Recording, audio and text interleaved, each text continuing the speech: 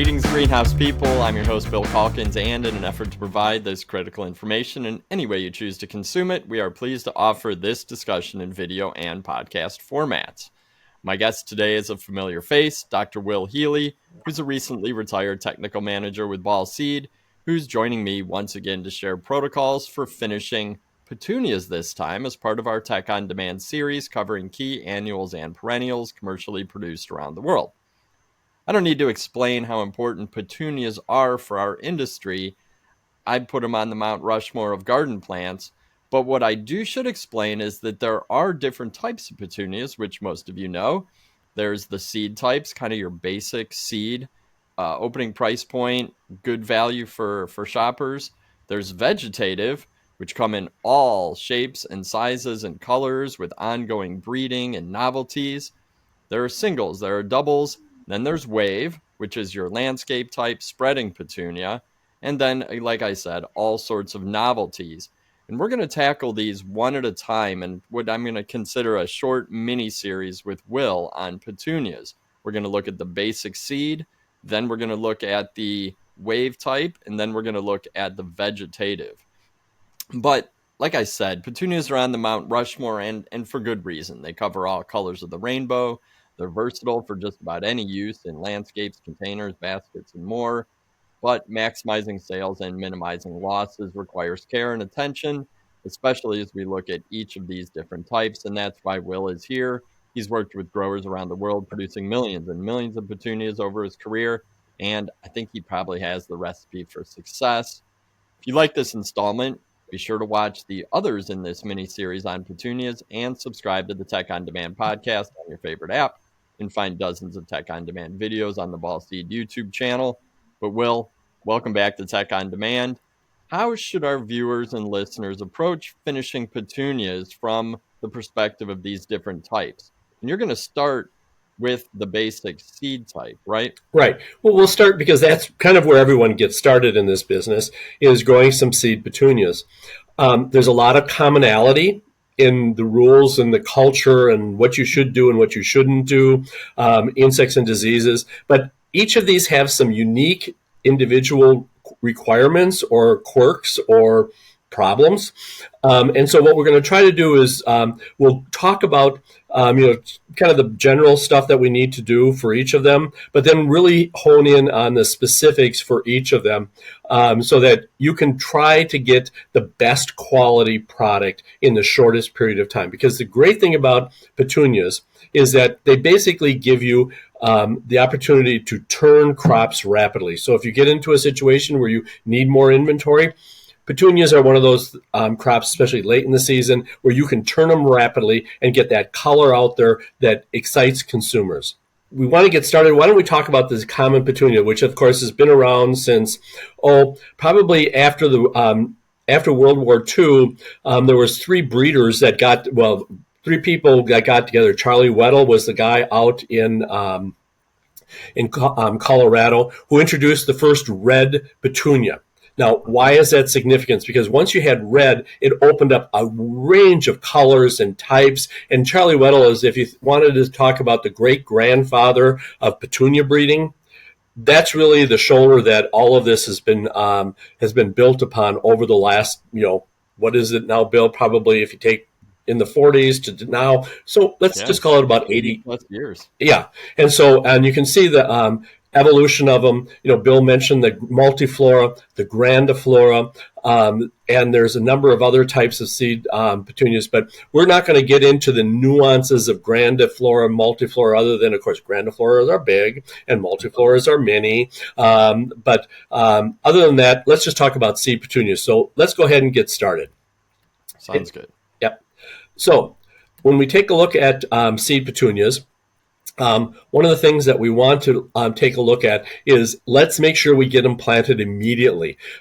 Root binding that petunia plug is basically looking for nothing but trouble. Once they start wrapping around like we see in the picture on the left, those roots just really never go out very rapidly. So why is that important? Well, if the roots don't go out, they're not going to take up nutrition, so that you run into new nutrient problems. You don't get a real strong root growth, so that you don't have a root ball. So we really want to make sure that we don't hold those plugs, but get them planted right away. Remember, water them down to dry them down to a level 2 and water them back up to a level 4.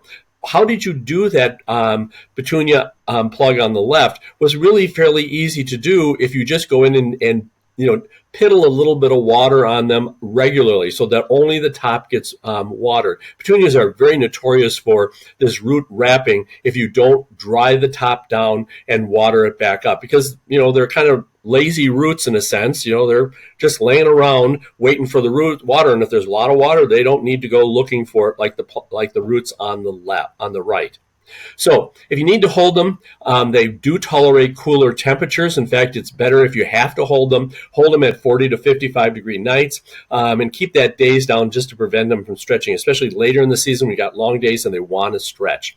Now, we're going to just touch on an issue that we really have never talked about in any of these other crops too extensively, is floral induction. When does flowers first appear? Because later on in the crop, it's really important as far as the photoperiod and the leaf count. So we got an example of a plant where we've done the different leaf counts, and we've counted the leaves and marked them 1 through 8. And 7 and 8 basically are coming out and kind of standing almost straight up. Now, floral induction occurs after 6 leaves have unfolded. Okay, so that 6th leaf straight up is the 6th leaf. As soon as that 7th leaf comes up, you're now ready. And the night temperatures are greater than 65 degrees, and the photoperiod is greater than 10 hours. So if you basically bring your petunias in really early in the season, we talked about holding them at 40 degrees to 55 at night. But early in the season, if you don't have that leaf count, you may want to hold them at a higher temperature and under long days to make sure that you're planting induced plants. Because if you don't plant induced ones, flowering is really late. Time and again, we see on seed-raised petunias where people bring them in really early. Okay. They plant them because they've been growing them under dark, short day conditions where the photoperiod is 10 hours or less. And they're holding them really cool, and then they transplant them really cool, and then they wonder why they're not flowering until Mother's Day when they've had them sitting there since January or early February. It's all because they're just basically in a very juvenile phase where they're unfolding leaves. So we're kind of stress this point that when you bring them in and hold them, look at them, count your number of leaves, and then make a decision. Do we keep them warm because we want them to be induced when we plant them? Or later in the season, we run them cold because we already know that they've got the leaf count and they're going to be induced rapidly. So does that make sense, Bill, as far as how to handle them in the before transplant? It does. Those are good guidelines for sure. Okay, so let's talk about making sure you water your plugs in before planting with a fertilizer. Research that's been done by Bill Argo a number of years ago on begonias, but we've seen this in a lot of different crops. So if you put a pre-plant, and in this case we want 20-10-20. Why 20-10-20? Is it's got ammonia and phosphorus, and it gives you bigger leaves so that pod or that pack is covered with foliage faster. And if you look at the pre-plant plus day 14, it's very similar to just using a pre-plant. And of course, the more fertilizer you end up putting on, the bigger the plants are, so therefore the more growth rate. So a lot of times just getting that pre-plant on can many times be more than adequate to get the plants up going. 200, and then how much do you plant? If you're planting them immediately, water them in with 200 parts per million, because a wet plug going into soil that you don't saturate is much better, because that plug then has got the water, has got the feed, and then bam, it grows out. It almost acts like a spark plug, so it just pops out. If you're going to have to hold them for 3 or 4 days with no fertilizer because you just can't, consider putting on a little heavier feed, like 300 parts per million, into that plug before you plant it. And if you're holding it for 7+ days, you want to make sure that you're putting some let's say 50, 75 parts per million, just to prevent any kind of fertilizer stress. And then, of course, after the time of planting, get that 200 parts per million on them.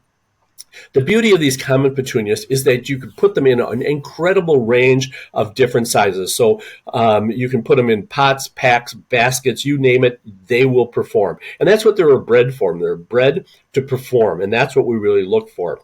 What about the crop times on these? Well, the crop times, as you can see, are fairly rapid. And of course, it's all predicated on, are you planting a induced plug? Is that plug reproductive at the time that you go and you plant it? So make sure that you do have fully induced plants. And then, of course, the crop time, as a rule of thumb, the more plugs you have in a container, the shorter the crop time. So normally what we talk about is adding one extra plug will basically reduce the crop time by about 5 to 10 days, depending upon time of the year. What do we look for a media that we're using? Make sure that you're using a good 70% of it peat and then some other bulking agent, whether it's rice hulls, coconut fiber, wood fiber, whether it's composted wood, you name it, you can add to get your costs down. But if you've got to be careful that you don't end up with too much of this bulking filler material in there. And the reason is the water holding capacity is reduced as you reduce the amount of peat, so they dry out more faster at retail, and also they just don't hold the nutrition. And so the consumer success then stops. Make sure you always test your material before you start, and make sure that starting pH is 5 to 6. And the reason why we wanted that 5 to 6 is that petunias are very sensitive to high pH. Every year we get pictures from growers who have this kind of scenario where basically they've got plants that were all planted at the same time, but there's one group that they're not taking off, whereas all the plants around it are taking off perfectly. They can be from the same plug tray, they can be planted at the same time. Everything seems same, but the performance as you get out about 2 weeks is different. And the reason is that the media if old media is used, what you end up with is no starter charge is gone, the wetting agent is gone, so the plants don't have those critical components to get them to take off and grow, and then you end up with this kind of results. So make sure that you're always using fresh media when you go to plant your plugs. Now, let's just talk about building that successful petunia plant for your consumer. Remember, customers are looking at the tops and seeing that's what I'm going to base my buying decision on. Is there a nice foliage? Is it the right color? Are there flowers? But to achieve that, growers have to produce a solid root system. And the reason is you got to be able to take up the fertilizer to get the foliage going and get the foliage expansion. And you need to basically manage the moisture to get the roots. So we really have this combination of what growers need to do to manage that. So let's talk a little bit more about it. Now, I can't stress enough the axiom that fish grow in water, roots grow in air. And water management is key to success with petunias. When you basically hold them continuously wet so that they're always at a constant level 4. And remember what a level 4 is that a little bit of drip all the time. They basically maintain stretch and soft growth. Whereas if you basically run them way too dry so that they basically wilt, they're stunted, premature flowering, uneven performance. So you really need to make sure that you take them and dry them down to about a level 2 and check the bottoms of the container to see, are they at level 2, 3, and then the tops can be 2, and then basically bring them back up to water to a level 4. And as they mature, you can start going to a 5, but really make sure that you go up and down between a 4 and a 2. One of the things that we see every so often is growers who basically the plants wilt. And they wilt badly. And why is that? Well, it's a combination of either they failed to water the plugs in or the liners before transplant, really critical, or they didn't get the water in and around the root ball. And one of the problems that you run into is that when you plant some of these plugs, you end up with air gaps around the plug or liner. And to eliminate that, one of the little tricks that we know of is basically turn the nozzles so that they're at an angle. Notice how as the trays will go underneath this, there'll be some water coming from the forward, and then as it passes on by the water, it comes from the rear. So it kind of pushes the water up around the plug itself, so that you end up with good soil contact with that young plant. Now, once you've got them planted, let's talk about water management. Now, when you're using very large containers, one of the things that you don't want to do is saturate that soil so that you've got a perched water table at the bottom. You want to make sure that it's a little bit dry on the bottom of the below the plug. You want to water enough so that where the plug is or where the liner is that you've got water, but below that, you want it to be a little drier so you can come back in and water again later. Because if you saturate below, it takes longer to dry out. So then they're basically trying to be fish and try to grow in saturated soil. The first watering, you basically want that level 3-4 at the bottom of the container. What do is basically you get a drip. If you've got dripping, so it's just basically running water onto the floor or underneath the container, that's a level 5. You don't want to go there. Notice that when you take some plugs and look, or plants that have been transplanted, and you look at where they've maintained them in a level 5, a level 4, 3, 2, 1. Notice that the best root growth is when you basically are drying them down to a level 2 and also maintaining them about level 3. So that kind of wet dry so that there's air in that soil and not just saturate. Because if it's too dry, you don't get the root growth. And if it's too wet, level 4 and level 5 continuously, you don't get the root growth. So really be concentrated on that water management. And early in the season, it's really hard because the drying in the greenhouse is very, very slow. Cold weather, overcast weather, you're just not getting the wet dry cycling. So you have the urge to water. Don't. Let's talk about that pre-planned feed and make sure that you get that feed on early. Slow leaf expansion. Basically, if they're not filling out, put a little extra ammonia plus phosphorus on them. Sometimes you've got a fertilizer or a soil that's just not moving, or they may have been over growth regulator, they're not moving. Use a little extra fertilizer to promote that leaf expansion.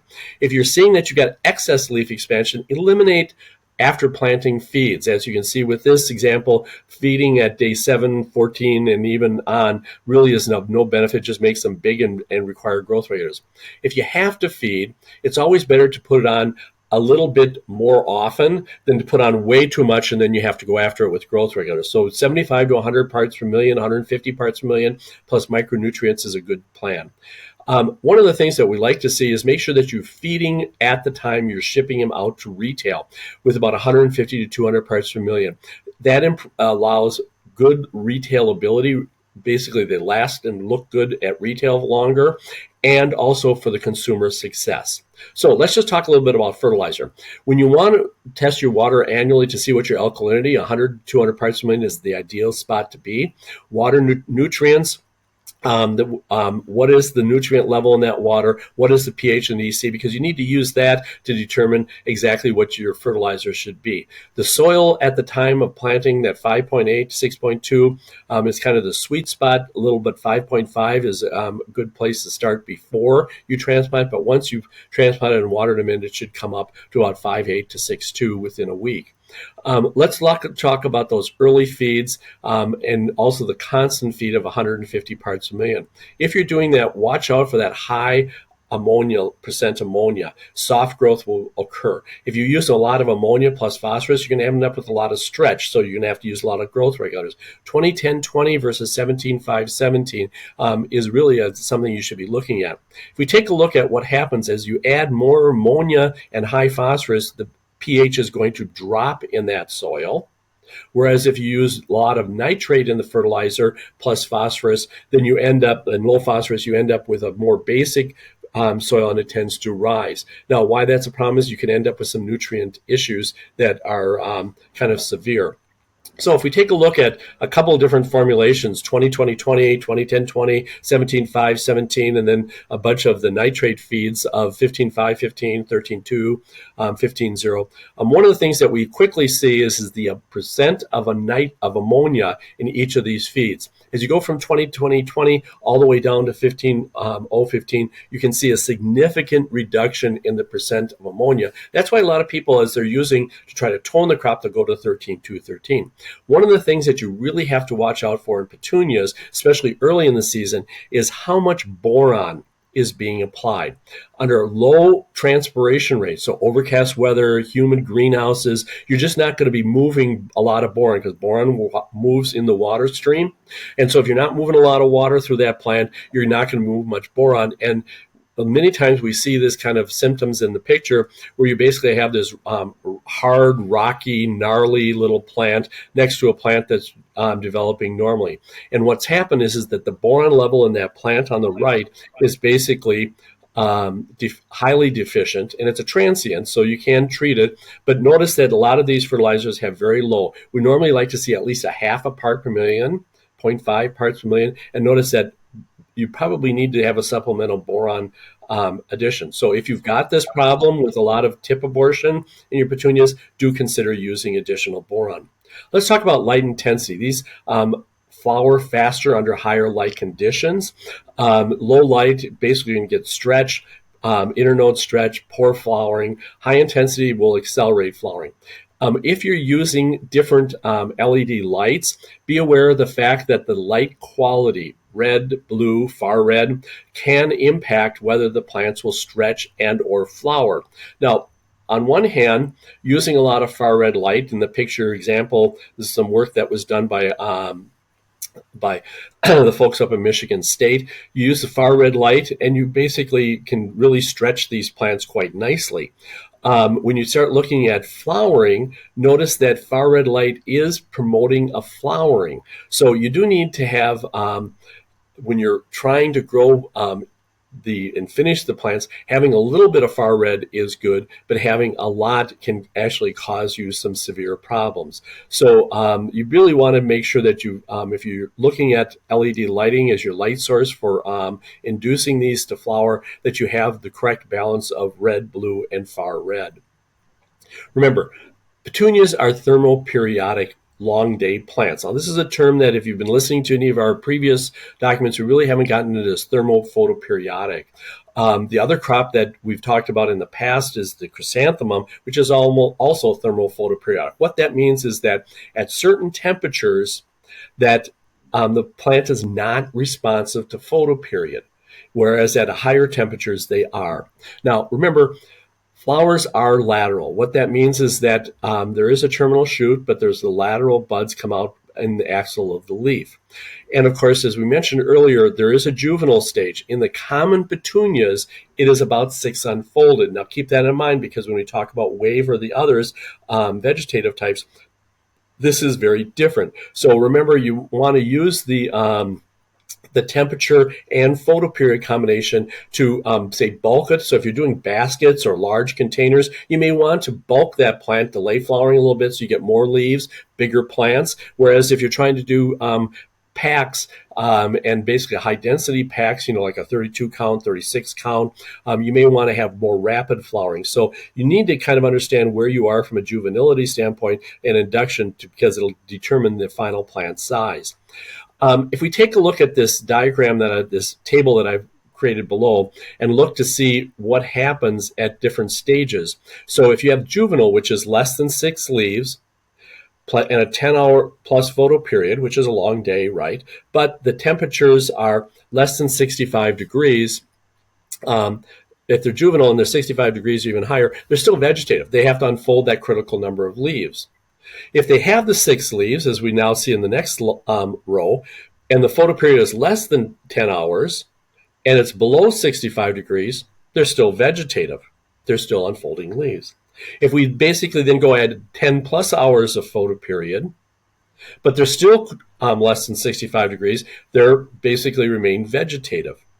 Now, if you basically do it correctly, which is 10-hour plus photoperiod plus 65 degree night temperatures, they will be induced to flower once you've got that 6 critical leaves. Now, the great thing is some of the newest varieties that are being introduced have reduced photoperiod temperature sensitivity, okay? But unfortunately, there's a lot of older varieties that has not been removed or bred out of the crop. So you have to kind of know your varieties and know how they're performing, and then kind of look to see which varieties will perform under my conditions. So that's the beauty of the seed petunias, is there's a lot of different varieties to choose from, so that you can find the ones that fit your particular environment. So if you've got problems where they're not all the colors in the series are flowering uniformly, look at to see how you're handling them from a temperature and photoperiod standpoint to get that correct balance that works for you. Now, once they're initiated, photoperiod doesn't matter. They're just going to do their thing. And of course, because it's a facultative long day plant, the vegetative growth then is basically highlighted in the table below. Now, let's talk about the effective temperature. This is a cold-blooded plant, meaning that if the temperatures are 40 degrees or less at night, they're stop growing. That's the consideration of base temperature. So, and of course, soil temperature is really critical to this whole process, because that's where the meristem is, that's where the sensitivity is it's right down there by the soil. And as you can see in the days to flower from transplant, which was some work that was done by Eric Runkle and his team in Michigan State, you notice that the days to flower can drop significantly. So you basically have this very nice graph of days to flower. If we take a look at what the air temperature is, remember the air temperature promotes compact growth if you keep that on the low side. High air temperatures really do promote very rapid growth. And there is that interaction, as we mentioned previously, about the interaction between temperature and photoperiod. Let's talk about controlling stretch on these plants. Remember, excess fertilizer equals leaf expansion, big, soft plants. High ammonia plus phosphorus is give you leaf and stem expansion. Using that nitrate, 13-2-13, 14-0-14, 15-0-15, basically give you a more toned, compact growth. So you can use your fertilizer to really be one of the first tools in controlling your growth. And if you got a lot of excess growth, look at your fertilizer to see what's going. Remember, diff is critical, and it's one of your first lines of control. And of course, the day minus the night temperature is basically what will control whether the plant is prone to stretch or not. So if you got a very high day, say if it's 75, 80 degrees day, but you're running a very cool night, 60 degrees or less, you've got a very, very large diff, and you're going to stretch those, so you're going to have to use more growth regulators. So if you've got a high diff, you're going to use more growth regulator. If you've got using a lot of, say, 20-10-20, and you've got a lot of diff, you're going to really have to pound them with growth regulators to get them under control. So if you're seeing that you're working too hard and you're not achieving your goals, really sit down and pull those three factors in fertilizer, temperature, that dictate whether the growth regulator is the choice. And you don't have to have a complicated environmental controller to see what your temperatures are. Just use a high-low thermometer, record what the high is, record what the low is each day, and then just subtract them, and that kind of gives you a guidepost and a rule as to what's happening. What about growth regulators? Well, early season, we like to use dimenazide chlormequat either alone or in combination as tank mixes or in Simidol. What that does is it just tones them down. It doesn't stop them in their place. As you get in later in the season where you've got a lot of high temperature, a lot of high diff, you basically need to go to baclobutazole or uniconazole for better control. Remember, early control should use sprays, drenches once you start realizing that you're approaching that 90% of the final height. It takes a couple of days for the paclobutazole to get into the plant, get to where it needs to be to stop growth. So you can't basically go out there and say, whoa, we're too tall. We're at the maximum allowable height. Well, you should have done that, 3 to 5 days earlier. So really monitor your crop to make sure that you're on top of it and you're making that growth regulator decision early enough in the crop so that you have the high quality that you're looking at, because there's no chemical that will reverse stretching. So you've got to basically control the stretch. And there's a number of different growth regulators and rates.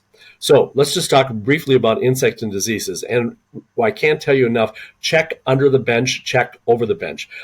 Thrips are really in the pupa stage, basically are resting in the soil from last season, and as soon as you put plants in there and you water it and you warm it up, the pupa are going to come out, and you're going to have thrips all over the place if you didn't control them last season. So really look at what is the soil pupa stage, and you can check that by just watering your greenhouse ahead of time. Put some cards out, see if you get any emergence.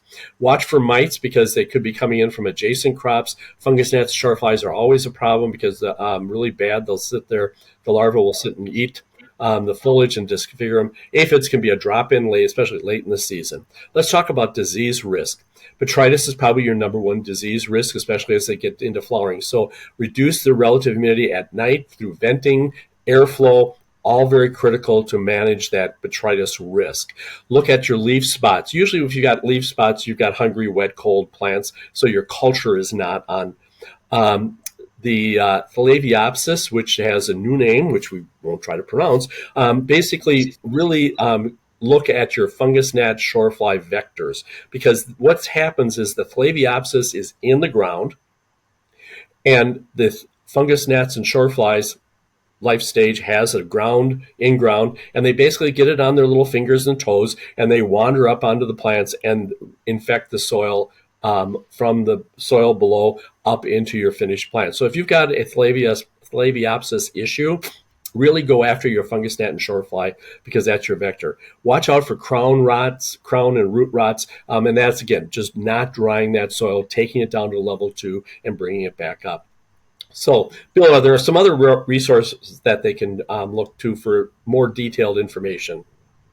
There are, and it sounds like the PGR guide from Grower Talks is going to be handy Yep. if these crops start to stretch. I do also like how you talked about the specifics of flower induction, and that you do want to transplant an induced plug.